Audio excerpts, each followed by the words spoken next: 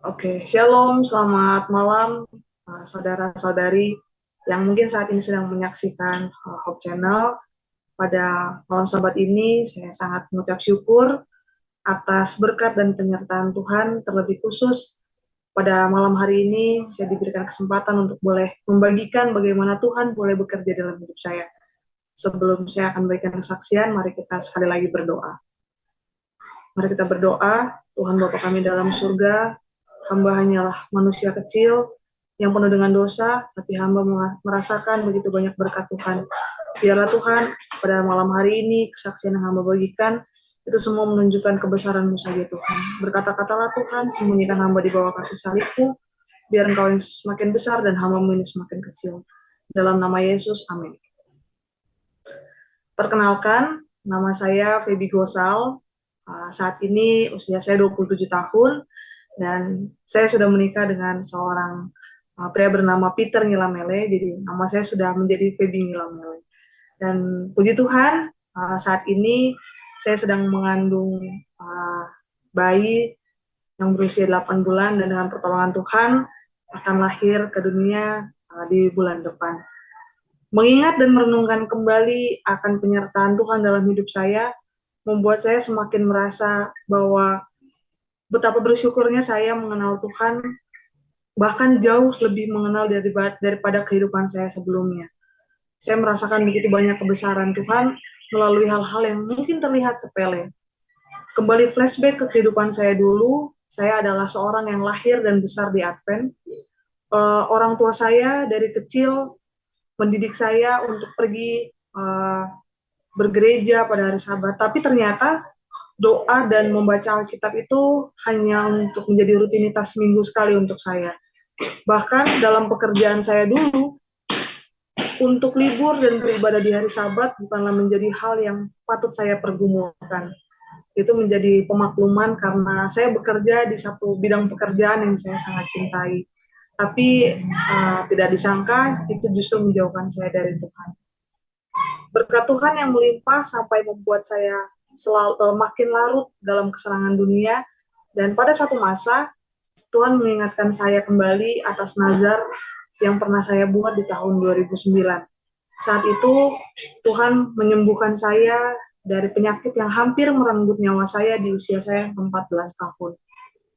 Dengan pemikiran anak kecil pada saat itu, saya bernazar saya akan mengikuti pelatihan 1000 Missionary jika Tuhan memberikan saya kesembuhan. Dan saya akan memberikan hidup saya 1 tahun untuk Tuhan. Bertahun-tahun berlalu, di tahun 2019, Tuhan mengingatkan saya kembali dan akhirnya saya memutuskan untuk memenuhi nazar saya. Saya pergi meninggalkan pekerjaan dan memberikan hidup saya untuk melayani Tuhan di ladang penginjilan di dalam pergerakan ini. Tapi ternyata, saudara-saudara tahu, bukanlah hal yang mudah untuk memberikan hidup untuk Tuhan. Kenyamanan yang selama ini saya rasakan, apalagi saya tinggal di Jakarta, ternyata itu semua adalah ciptaan saya sendiri. Saya menganggap itu semua adalah kesenangan, saya menganggap itu semua adalah kenikmatan, tapi ternyata saat saya menyerahkan seluruh kehidupan saya kepada Tuhan, saya benar-benar merasakan yang namanya kedamaian yang sesungguhnya, yaitu berjalan dengan Tuhan. Dan saat saya kembali ke Jakarta, saya bukanlah menjadi Feby yang dulu, karena Tuhan telah bukakan mata dan hati saya untuk menjadi alatnya di tempat saya sebelumnya. Bahkan orang-orang di sekitar saya menganggap bahwa saya menjadi orang yang berbeda, dan puji Tuhan, itu semua dalam hal yang baik, dan nama Tuhanlah yang saya akan puji dan muliakan. Saya bisa menjadi alat Tuhan di rumah saya, bagi adik-adik dan juga orang tua, bahkan di lingkungan pertemanan, dan juga di jemaat saya beribadah. Bahkan lebih dari itu, ada satu hal lagi yang saya sangat patut syukuri, karena Tuhan telah memberikan saya seorang yang sepadan untuk menjadi rekan pelayanan, menjadi pasangan, menjadi sahabat, bahkan akan menjadi ayah bagi anak-anak saya. Itu bukanlah tujuan saya mengikuti pelayanan ini, tapi itu adalah hadiah dari Tuhan atas penyerahan diri saya dalam memilih pasangan, dalam menggunakan waktu saya untuk Tuhan, dan Tuhan memberikannya berlipat-lipat ganda daripada apa yang saya tinggalkan. Dan kehidupan di Jakarta menjadi jauh lebih berbeda ketika saya dulu hanya tahu Tuhan itu siapa, tapi tidak mengenal Tuhan jauh lebih dalam. Dan saat ini, ketika semua terlihat sukar, dan ketika saya menjadikan Tuhan menjadi prioritas, begitu banyak perbedaan yang saya rasakan dalam hidup saya. Terlebih khusus ketika keluarga kami memiliki pergumulan dan kami hanya berdoa 1 kali 1 minggu, dibandingkan dengan sekarang, ada ataupun tidak ada pergumulan, kami tetap berdoa dan juga meditasi. Hati yang tadinya khawatir, hati yang tadinya selalu sukar, selalu takut, merasakan lebih besar lagi penyertaan Tuhan dalam kehidupan saya.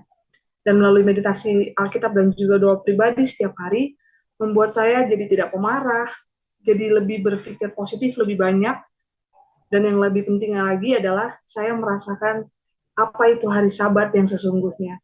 Mungkin teman-teman yang tidak sengaja mendengar kesaksian ini pernah merasakan betapa sulitnya hidup yang dijalani sekarang. Saya mau mengajak saudara dan saudari merenungkan kembali apa yang Tuhan telah berikan di masa lalu, yang mungkin terlihat sangat sepele dan juga sangat terlalu biasa.